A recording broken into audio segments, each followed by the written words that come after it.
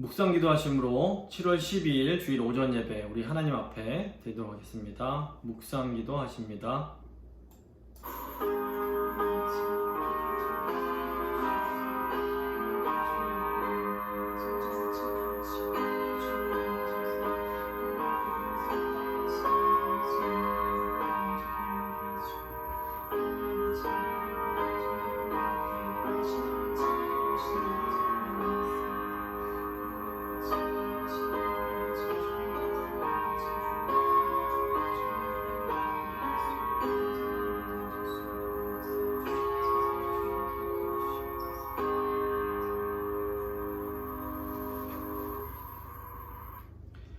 우리의 영광과 찬양을 받으시기에 합당하신 거룩하신 삼위일체 하나님, 오늘도 삼위 하나님을 예배하는 이 영광스러운 자리로 불러주심에 참으로 감사드립니다.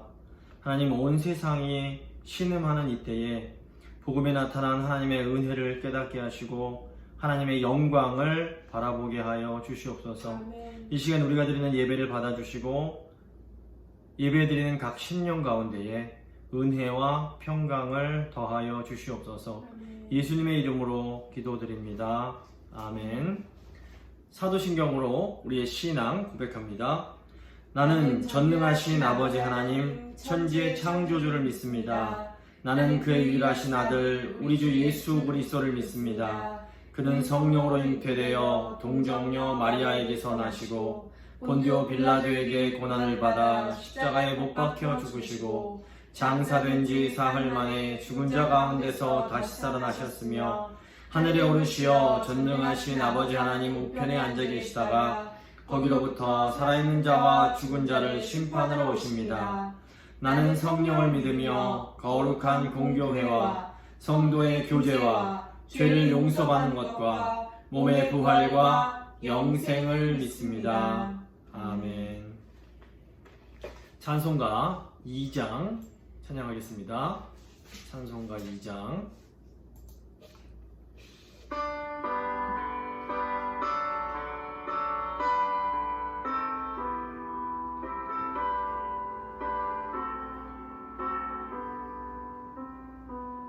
찬양 성부 성자 성령 성삼위일체께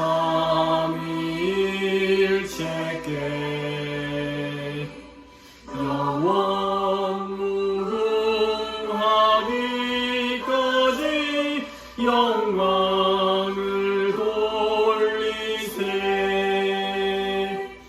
영광을 돌리세.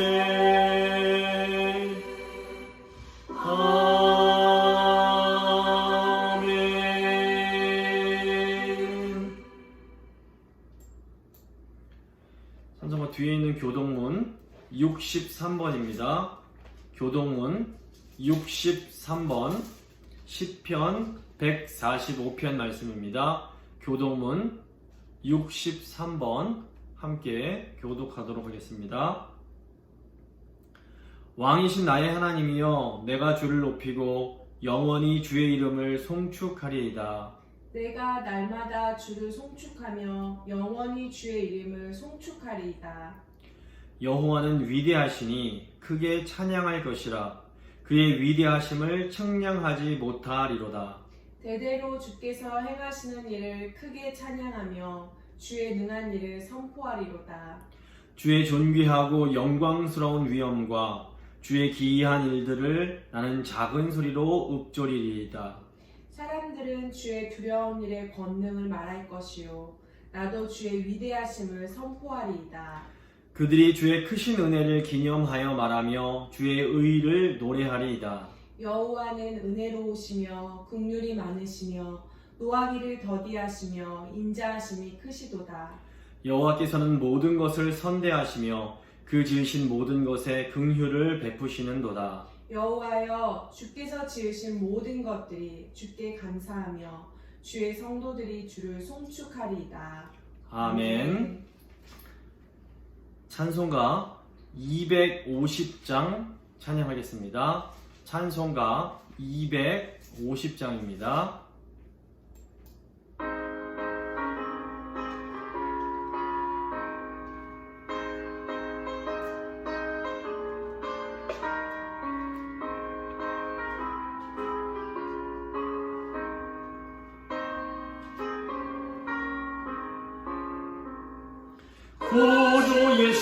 십자가 보혈로 죄 씻음 받기를 원하네.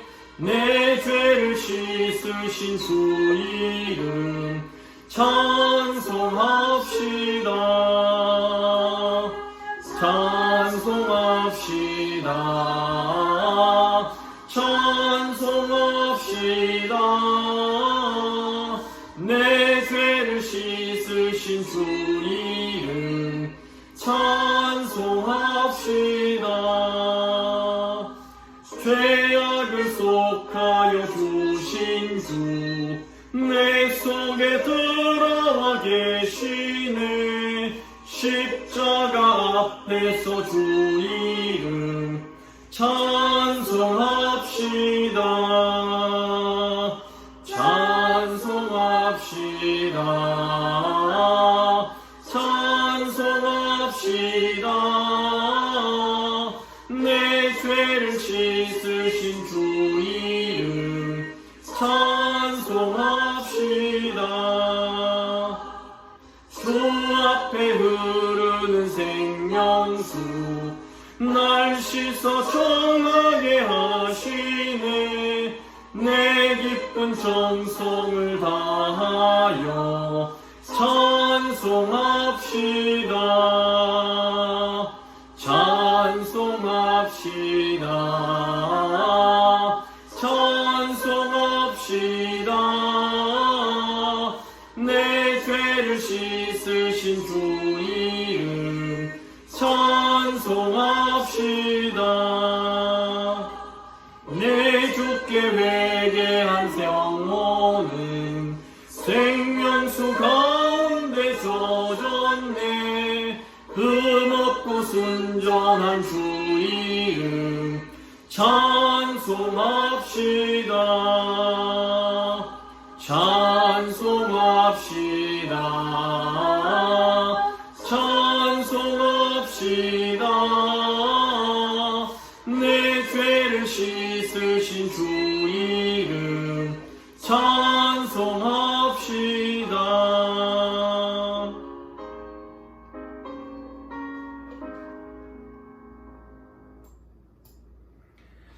김경복 장로님께서 예배 위해 기도해 주시겠습니다.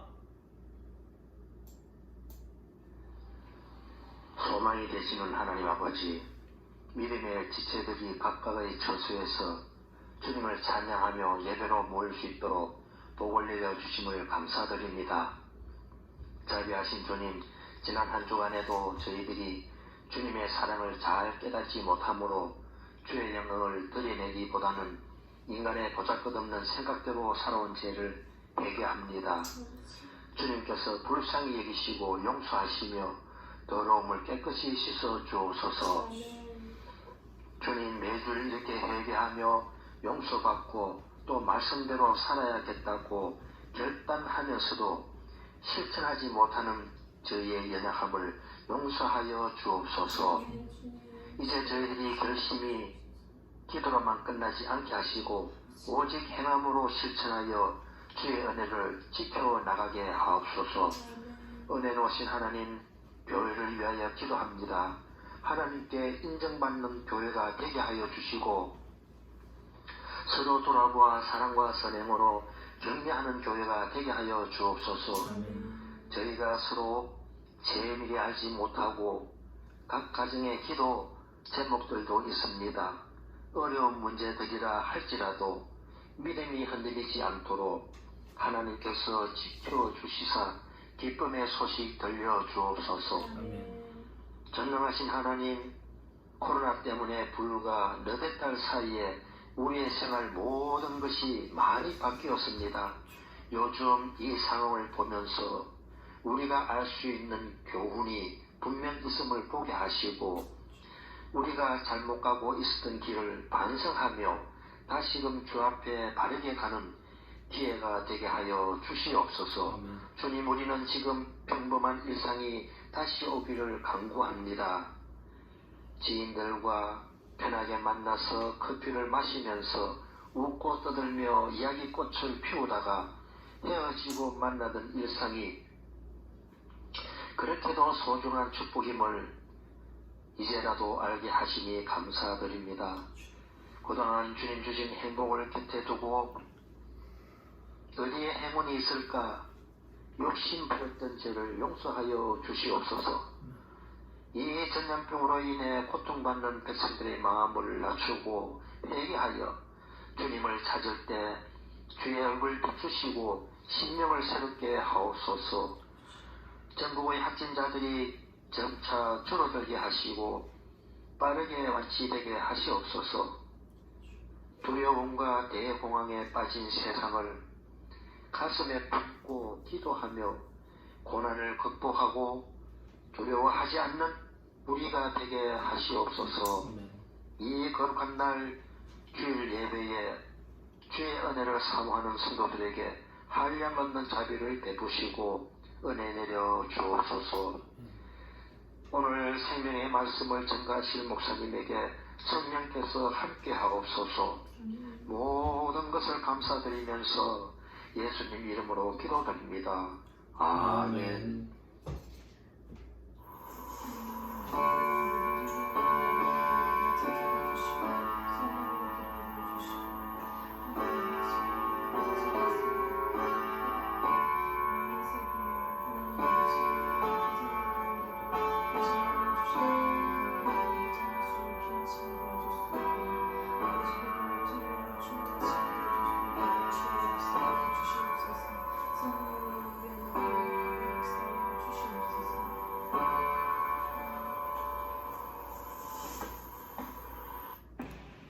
오늘 주신 하나님 말씀은 갈라디아서 1장 6절부터 10절까지의 말씀입니다. 갈라디아서 1장 6절로 10절까지의 말씀을 제가 봉독해 드리도록 하겠습니다. 그리스도의 은혜로 너희를 부르신 이를 이같이 속히 떠나 다른 복음을 따르는 것을 내가 이상하게 여기노라. 다른 복음은 없나니 다만 어떤 사람들이 너희를 교란하여 그리스도의 복음을 변하게 하려 함이라. 그러나 우리나 혹은 하늘로부터 온 천사라도 우리가 너희에게 전한 복음 외에 다른 복음을 전하면 저주를 받을지어다. 우리가 전에 말하였거니와 내가 지금 다시 말하노니 만일 누구든지 너희가 받은 것 외에 다른 복음을 전하면 저주를 받을지어다.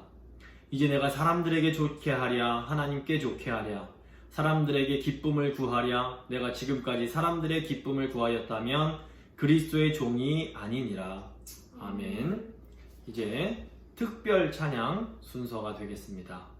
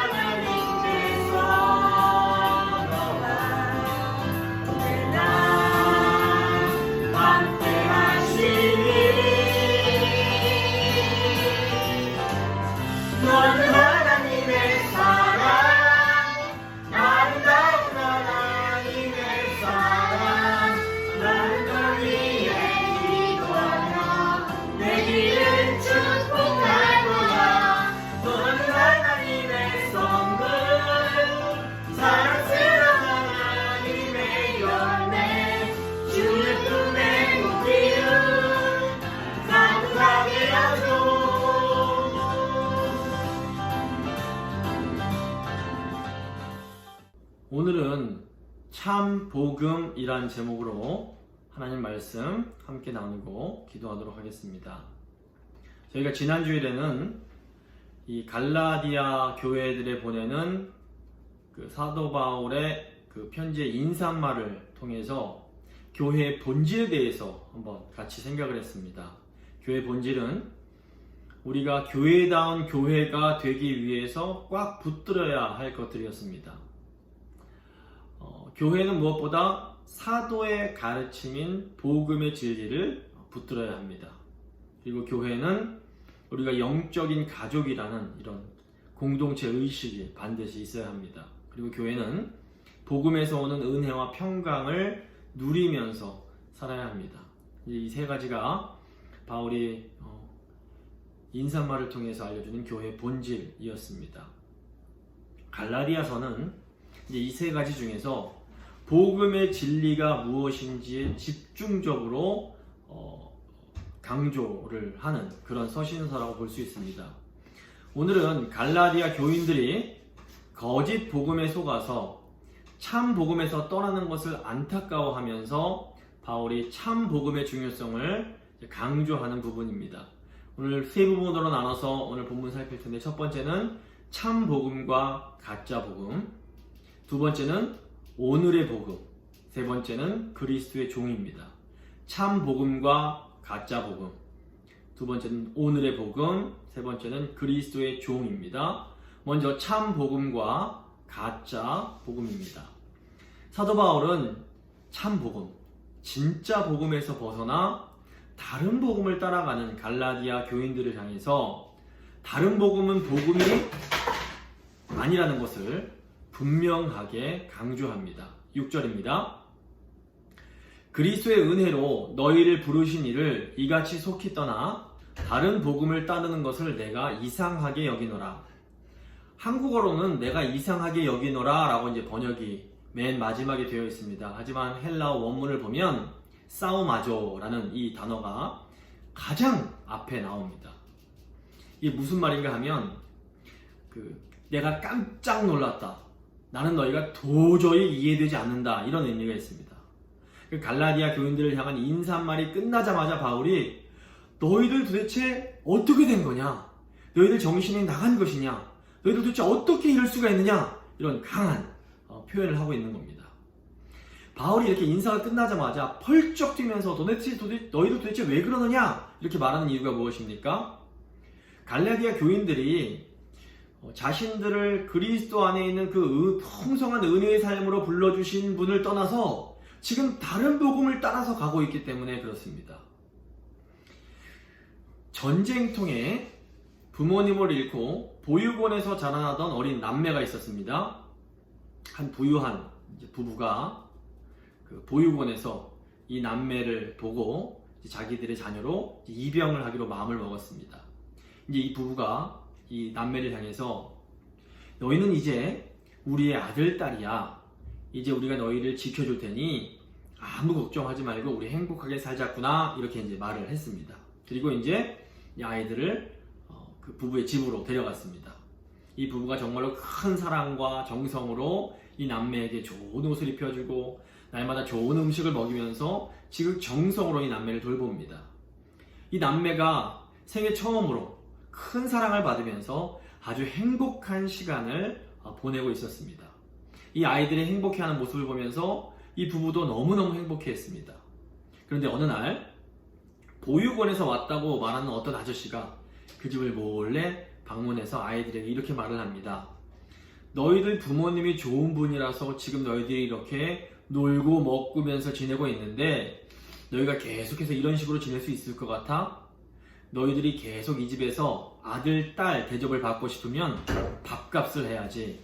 나가서 나무도 해오고 청소도 구석구석 열심히 하고 설거지도 열심히 해.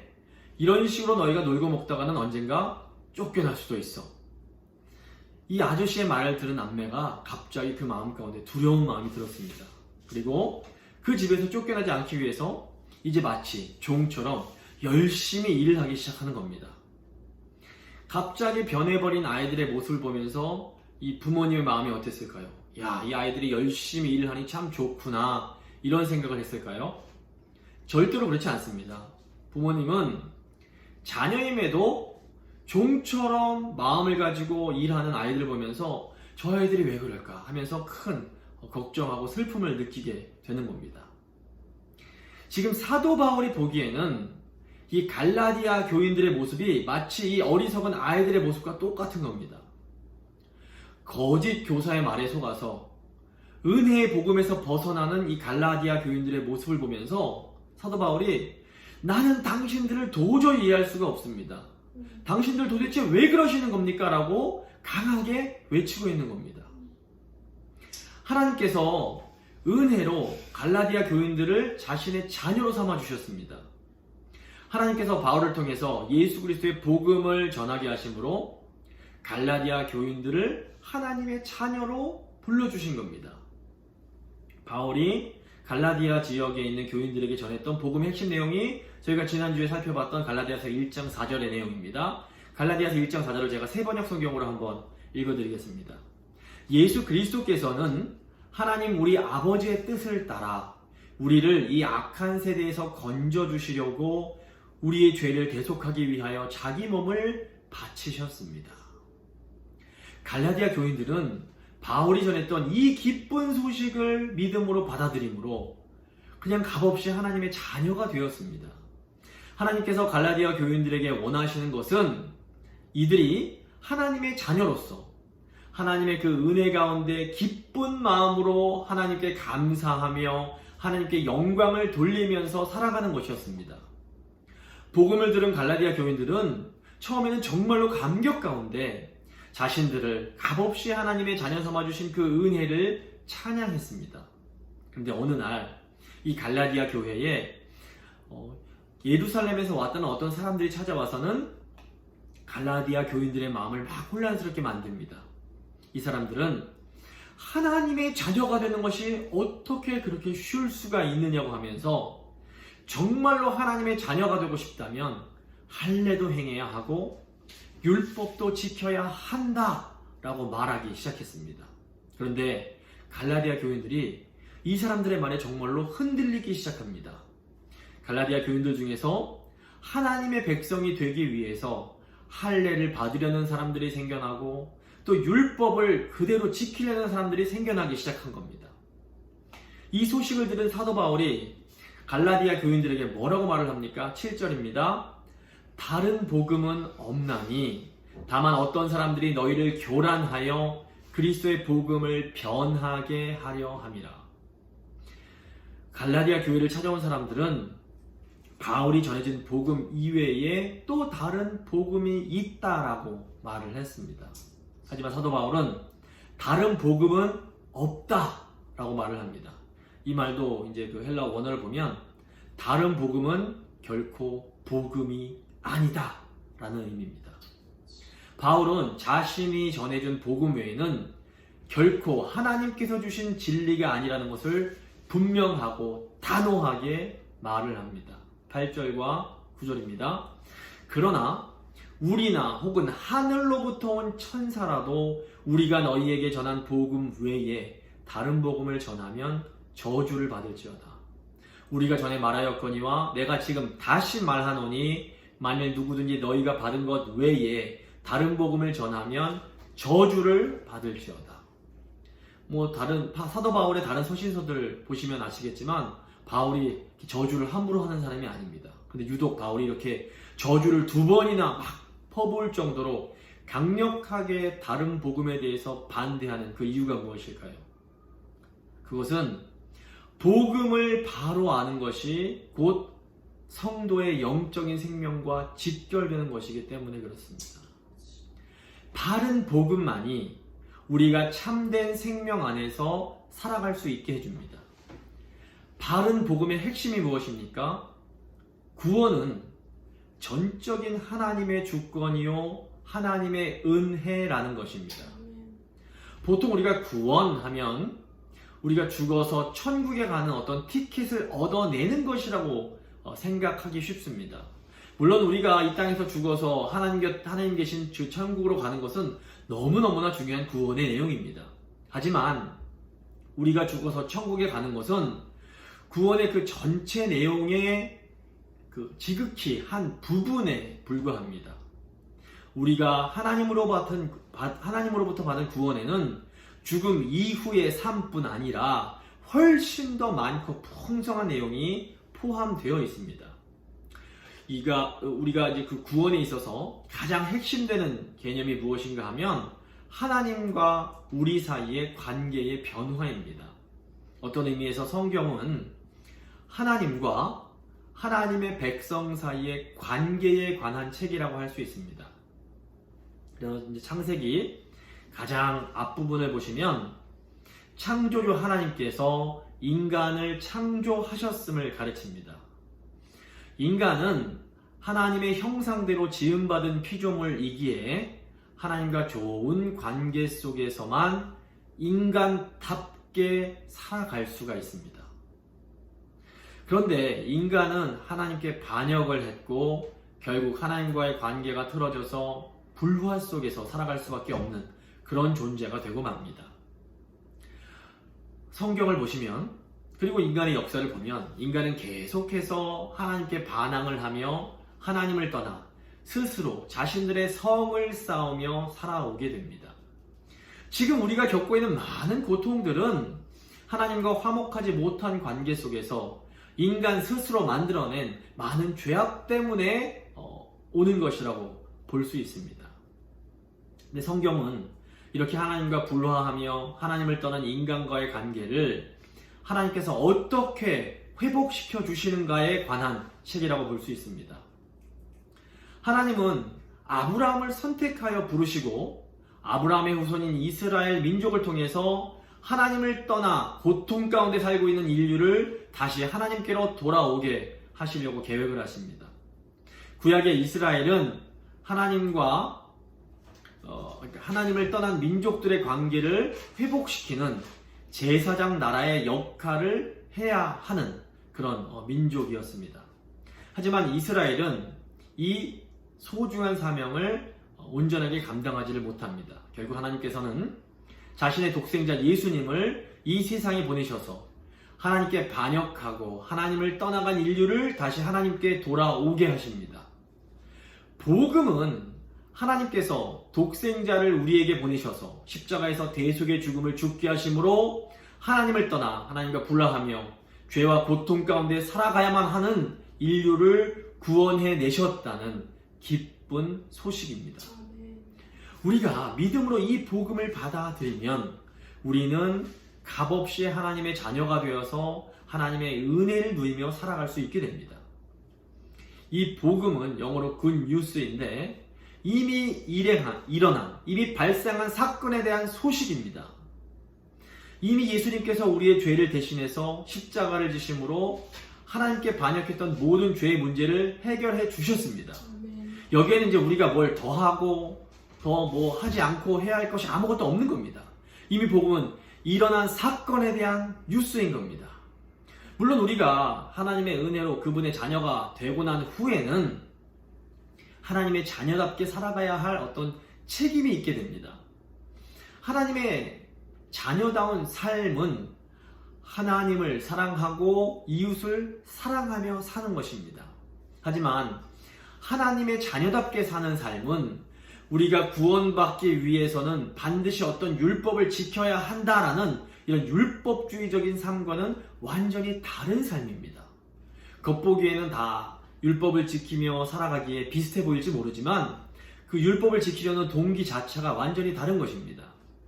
이 율법주의는 율법을 지키지 않으면 구원을 받지 못합니다. 율법주의에 따르면 할 일을 행하지 않으면 하나님 백성이 될 수 없습니다. 그리고 율법 조항들을 지키지 않으면 하나님 백성이라는 이 상태에서 떨어져 나가버리게 되는 겁니다. 이 율법주의의 삶에는 아주 심각한 문제가 있습니다. 율법의 요구를 지키지 못하는 사람들은 하나님으로부터 버림받을 것에 대한 늘 그 두려움 가운데 살아야 됩니다. 또 반대로 겨우겨우 열심히 애를 써서 율법을 지킨 사람들은 율법을 지킨 것에 대한 어떤 의로움에 빠져서 율법을 지키지 못한 사람들을 비판하고 정죄하는 아주 교만한 태도를 갖게 됩니다. 그래서 율법주의화 되어버린 예수님 당시의 그 유대 사회는 딱 두 부류의 사람으로 나눠지게 되는 겁니다. 바리새인처럼 율법을 지켰다는 의로움에 사로잡혀서 늘 교만함 가운데 살아가는 사람들이 있었고, 또 다른 한쪽에는 세리와 창녀와 같이 나는 율법을 지킬 수 없으니 하나님께 버림받은 존재라는 이런 정죄감과 죄책감 속에서 늘 살아가는 이런 사람들로 완전히 나눠져 있던 겁니다. 예수님께서는 사람이 하나님의 자녀가 되는 것은 전적인 하나님의 주권이요 하나님의 은혜이며 인간의 어떤 노력이나 율법으로 되는 것이 아니라는 것을 분명하게 알려주십니다. 하지만 사람이 하나님의 은혜를 받으려면 자신이 죄인임을 깨닫고 겸손하게 회개하며 하나님께로 돌아와야 합니다. 이렇게 자신이 죄인임을 깨닫고 잘못된 방향에서 돌아서서 하나님 아버지께 마치 탕자가 아버지께 돌아오는 것처럼 이런 겸손한 마음으로 돌아오는 것, 이것을 성경은 믿음이라고 부릅니다.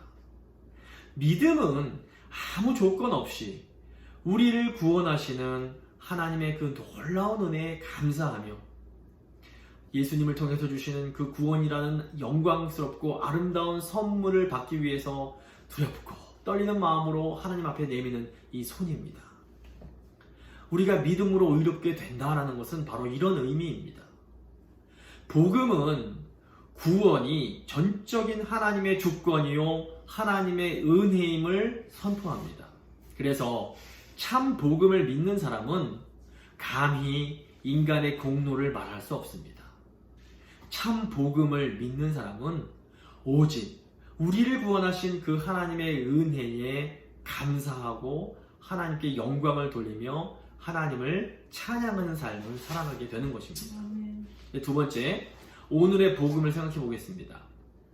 자, 이 복음이 코로나로 인해서 고통받고 있는 이 세대에 어떤 의미를 줄 수 있는 것일까요?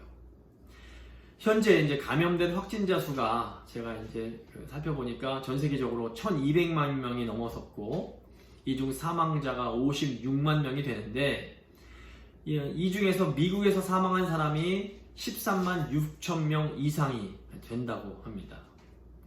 전 세계적으로 사람들이 바이러스에 감염되지 않으려고 애를 쓰고 있고, 또 백신을 개발하려고 최선을 다하고 있지만 사실 그 백신의 효용성도 이미 의심을 하는 사람들이 많이 있습니다. 이 코로나 바이러스는 돌연변이를 잘 하는 이 RNA 유형이기 때문에 이미 변이된 코로나가 여기저기서 발견되었다는 보고가 또 이제 들려오고 있습니다.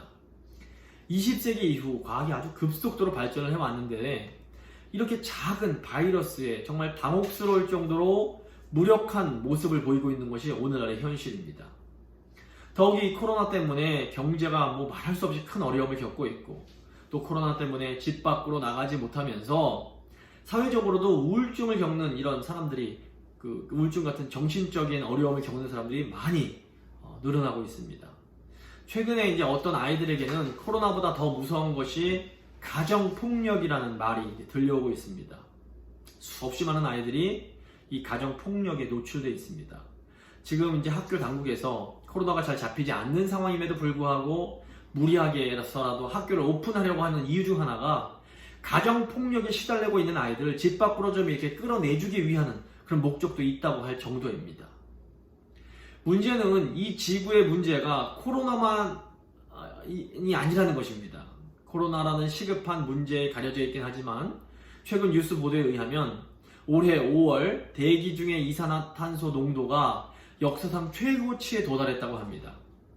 춥기로 악명 높은 시베리아가 펄펄 끓어서 사람들이 비키니를 입고 수영을 하고 있고, 인도양 주변 대륙에는 살인적인 메뚜기떼가 창궐해서 닥치는 대로 모든 것을 먹어치우고 있으며, 고질라 먼지구름이 북중미를 강타하고 있고, 아마존 열대우림은 활활 타오르면서 잿더미로 변해가고 있습니다.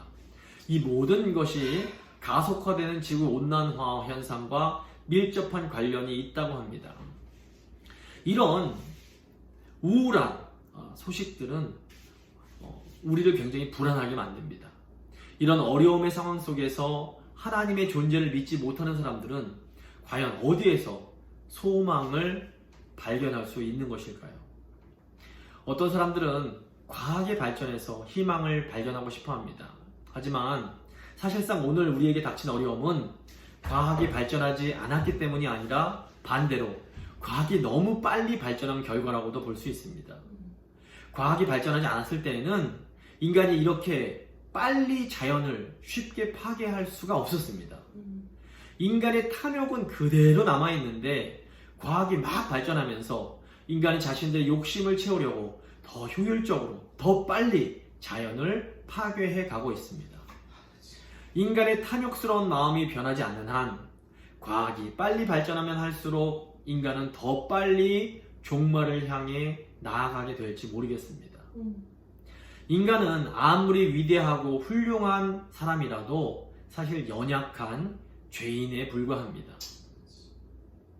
인간은 스스로의 죄의 문제를 해결할 수 없는 죄인이라는 것이 하나님 말씀인 성경의 분명한 가르침입니다. 이런 인간의 문제를 해결해 주기 위해서 하나님이 우리에게 보내주신 분, 그분이 바로 우리 예수 그리스도이십니다. 아멘.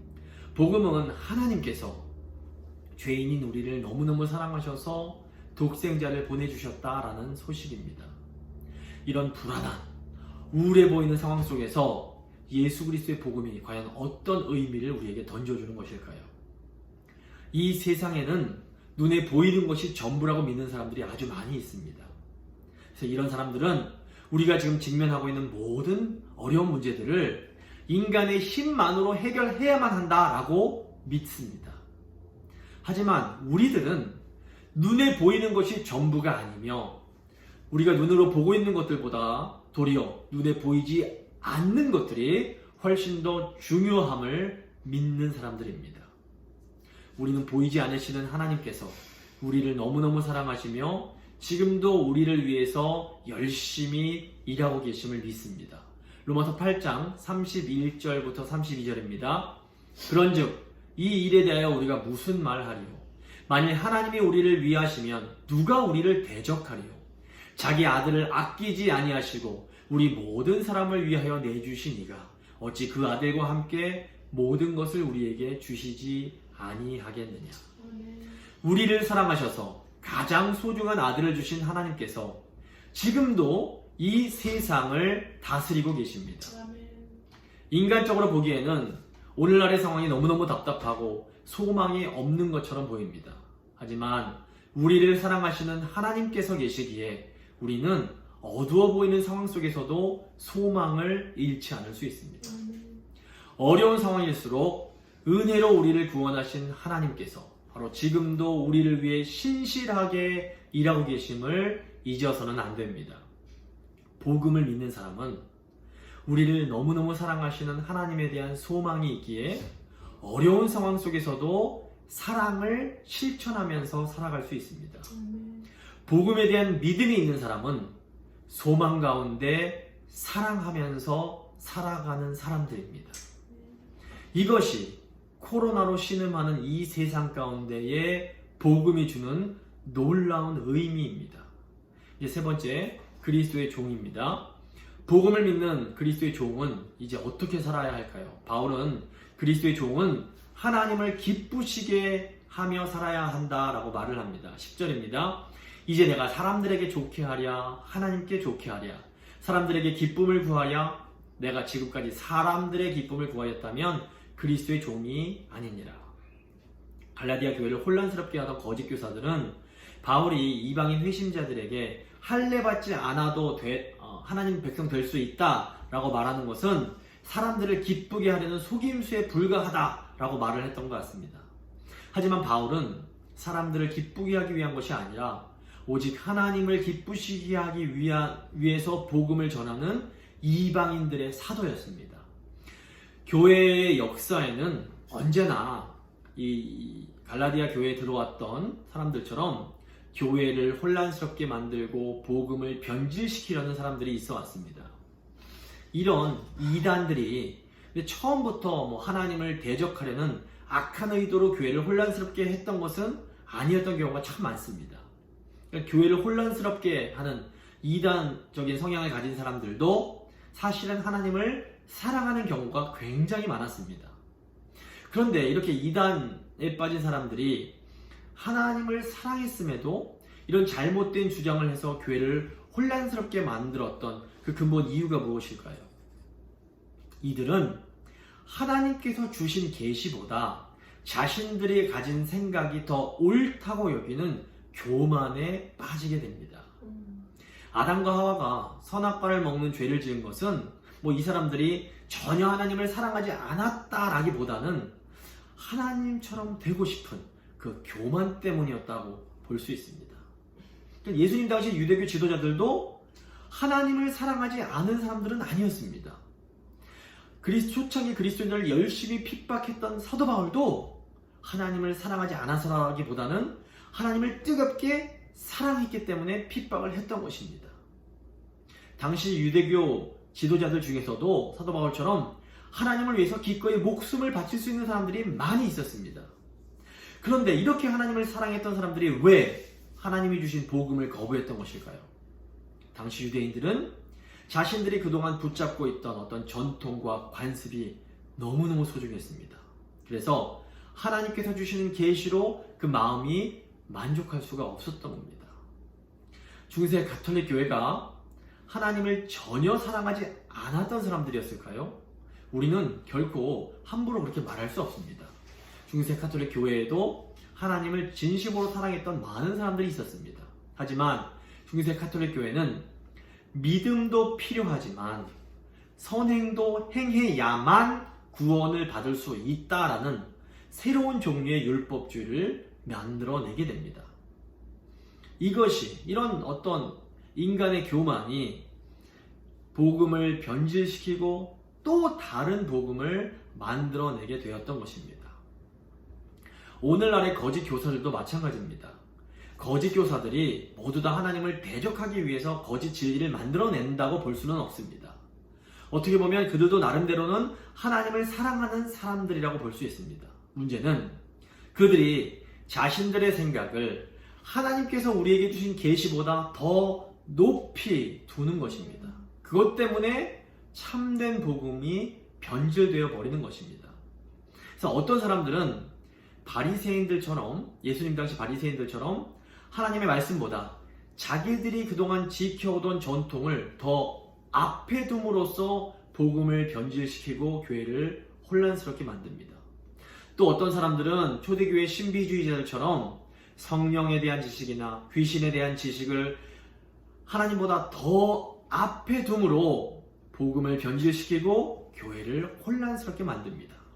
또 어떤 사람들은 자신이 가진 어떤 정치적 견해를, 이 이데올로기를 하나님의 말씀보다 더 앞에 둠으로 복음을 변질시키고 결과적으로 교회를 혼란스럽게 만들고 있습니다. 주위를 보면 이런 분들이 분명히 존재하는데 이런 분들도 하나님을 사랑하지 않는 것은 아닙니다. 사실 심지어 우리가 이단이라고 부르는 그런 곳에 빠진 사람들도 나름대로는 하나님을 사랑하는 마음이 뜨거운 분들을 제가 보게 됩니다. 그러니까 이단에 빠져서 이단의 교리를 붙잡고 있는 사람들의 문제는 하나님을 사랑하는 마음이 없는 것이 아니라 교만에 빠져 잘못된 방법으로 하나님을 사랑하는 것이 문제입니다. 이런 상황 속에서 하나님을 기쁘시게 하는 그리스도의 종들이 해야 할 일이 무엇입니까? 예수님께서 사도 바울을 통해서 주신 참 복음의 진리를 더욱 꽉 붙잡아야 합니다. 복음은 인간을 향한 하나님의 은혜에 대한 기쁜 소식입니다. 이 복음은 자신들이 아무 소망이 없는 죄인이라고 생각하는 사람들에게는 아주 기쁜 소식이 됩니다. 하지만 자신의 뜻보다 하나님의 뜻보다도 자신의 생각을 앞에 두고 살아가는 사람들에게는 이 복음이 굉장히 불편한 소식이 될 수 있습니다. 그래서 참된 복음의 진리가 선포되면 하나님보다 다른 것을 더 앞에 두고 살았던 사람들은 큰 흔들림을 경험하게 됩니다. 예수 그리스도의 모든 삶은 복음을 드러내는 삶이었습니다. 예수님이 하신 말씀과 예수님이 하셨던 행동을 통해서 참된 복음이 무엇인지가 아주 분명하게 나타나게 됩니다. 그런데 너무나 놀랍게도 예수님의 그 말씀과 행동을 모든 사람들이 기뻐했던 것은 아니었습니다. 예수님의 말씀과 행동은 예수님 당시에 율법주의자였던 바리새인들과 사두개인들에게는 굉장히 불편했습니다. 불편한 것이었습니다.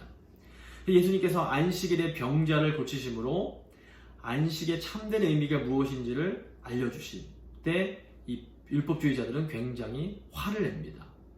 또 예수님께서 성전을 뒤엎으심으로 예수님이야말로 참된 성전이심을 알려주실 때에도 율법주의자들은 굉장히 불안해합니다. 반면 예수님은 세리와 창녀와 어울려 식사하심으로 하나님의 구원은 자신의 생각을 앞세우는 율법주의자들이 아니라 하나님의 은혜를 겸손하게 받아들이는 사람들에게 주어진다는 것을 알려주십니다.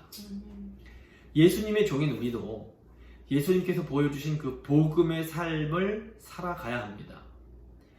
참 복음이 선포되면 복음의 은혜에 감격해서 울며 기뻐하는 사람들이 생겨납니다. 하지만 참 복음이 선포될 때에 이 복음에 대해 기분 나빠하며 그 복음을 완강하게 거부하는 사람들도 또 생겨나게 됩니다. 그리스도의 종들은 이런 사람들의 반대에 이렇게 막 너무 이렇게 영향받고 슬퍼하거나 낙심해서는 안 됩니다. 그리스도의 종들은 하나님만 바라보면서 하나님을 기쁘시게 하는 신실한 복음의 증인된 삶을 계속해서 살아가면 되는 겁니다. 말씀 마무리 짓겠습니다. 참 복음은 구원이 전적인 하나님의 주권이요 은혜라는 것을 선언합니다. 가짜 복음은 인간이 우리가 하나님을 위해서 해야 할 일들을 자꾸 말을 합니다. 하지만 참 복음은 하나님께서 인간인 우리를 위해서 하신 일을 가르쳐 줍니다. 참 복음만이 우리에게 참된 구원을 줄 수 있습니다. 복음은 재앙을 만난 이 시대 가운데에도 아주 중요한 의미를 줍니다. 복음을 믿는 사람만이 소망 가운데 사랑을 실천하면서 살아갈 수 있습니다. 교만한 사람들은 이 복음에 만족하지 못하지만 그리스도의 증인들은 끝까지 참 복음만을 붙잡고 복음을 증거하는 삶을 살아갑니다. 저희가 어려운 시대 속에 있지만 참 복음을 증거하는 이 그리스도의 종을 살아가는 우리 모두가 될 수 있기를 간절히 소망합니다. 아멘. 이제 믿음의 기도 잠시 드리도록 하겠습니다.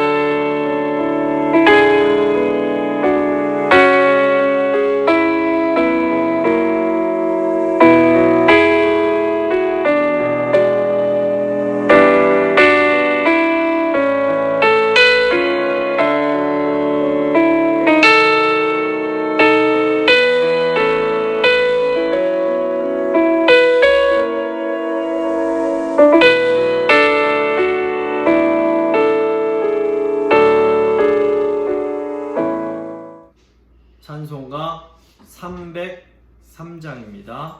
찬송가 303장 찬양하겠습니다.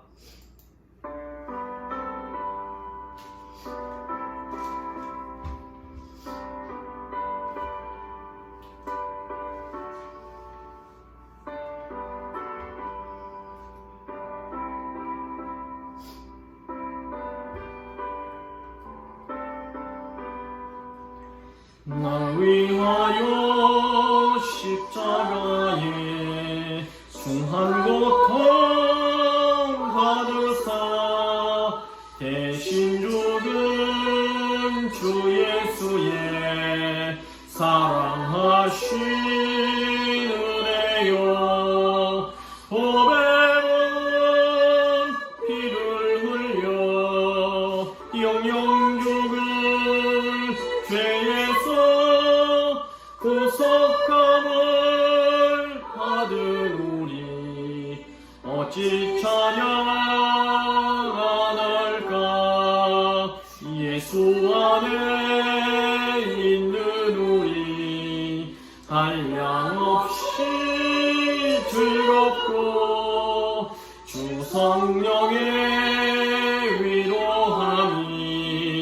마음속에 차보다 천국 음악 소리 같은 은혜로운 그 말씀 끊임없이 듣는 우리 어찌 찬양 안 할까. 이 세상에 모진 풍파 쉬지 않고 불어도 주님 안에 보호받는 우리 마음 편하다.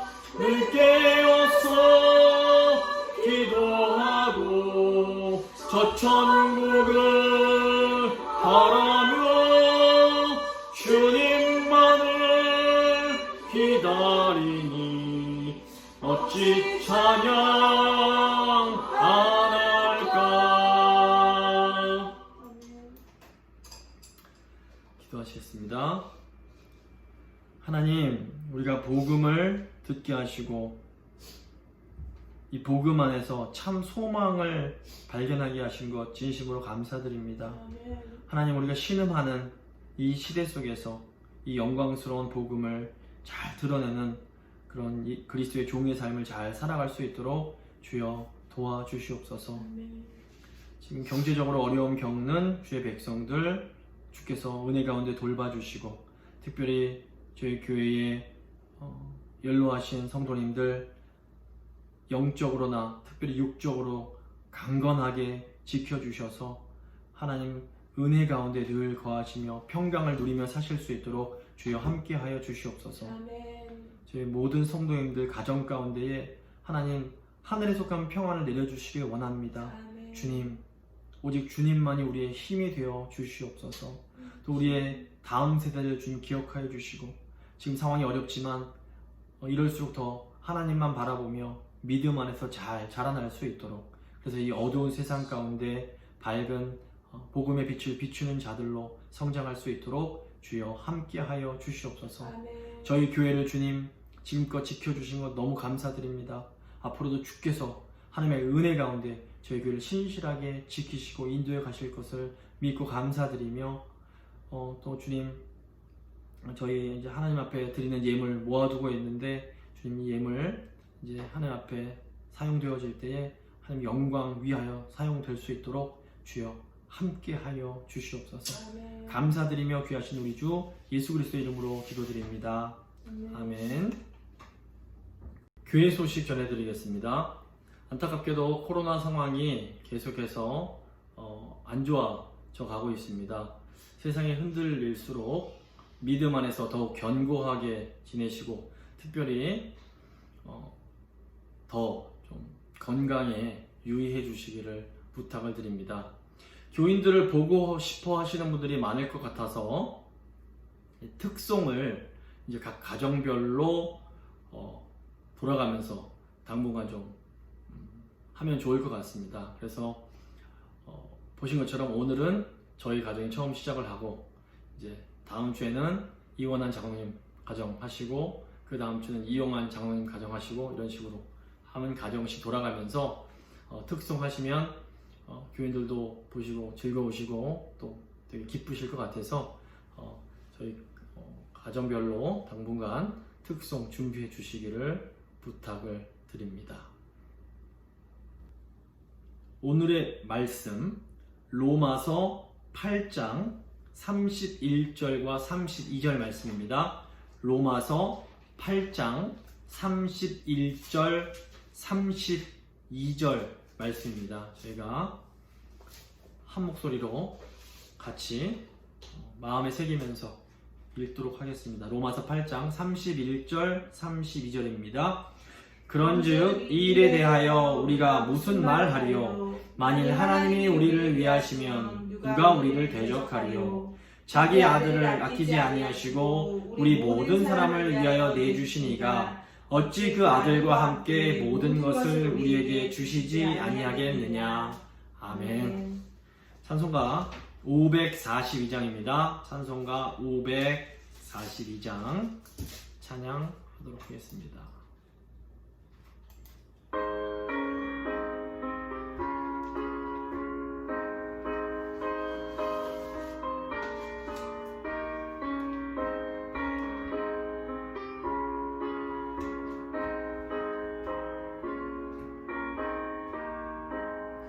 구주 예수 의지함이 심히 기쁜 일일세 영생 허락 받았으니 의심 아주 없도다. 예수 믿는 것은 받은 증거 많도다. 예수 귀한 예수 믿음 더욱 주소서. 구주 예수 의지함이 심히 기쁜 일일세 주를 믿는 나의 마음을 그의 피에 적시네. 예수 믿는 것은 받은 증거 많도다. 예수 귀한 예수 믿음 더욱 주소서. 구주 예수 의지하여 죄악 벗어버리네. 안위 받고 영생함을 주께 모두 얻었네. 예수 믿는 것은 받은 증거 많도다. 예수 귀한 예수 믿음 더욱 주소서. 구주 예수 의지하여 구원함을 얻었네. 영원 무궁지나도록 함께 하소서. 예수 믿는 것은 받은 증거 많도다. 예수 귀한 예수 믿음 더욱 주소서. 아멘. 기도하시겠습니다. 지금은 우리의 죄를 위해서 십자가에서 죽으시고 부활하신 우리 주 예수 그리스도의 은혜와 우리를 사랑하사 사랑하는 독생자를 아끼지 않고 보내주신 하나님 아버지의 그 크신 사랑과 우리가 복음의 은혜 앞에 겸손하게 회개하여 하나님 자녀 될 수 있게 하신 성령님의 교통하심이 복음을 믿음으로 절망스러운 상황 속에서도 소망을 잃지 않고 뜨겁게 사랑하며 살기를 간절히 소원하는 예수 그리스도의 종들과 그 가정과 교회와 일터 위에 지금부터 영원토록 함께 있을지어다. 아멘.